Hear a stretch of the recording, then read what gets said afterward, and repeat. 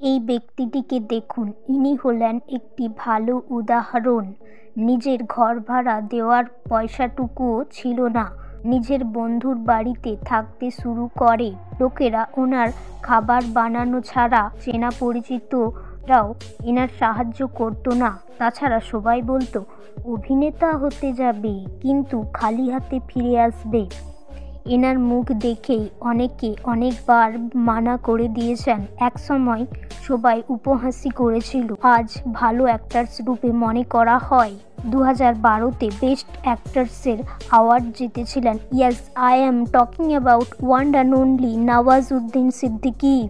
আর আজ ইনি 154 কোটি টাকার মালিক।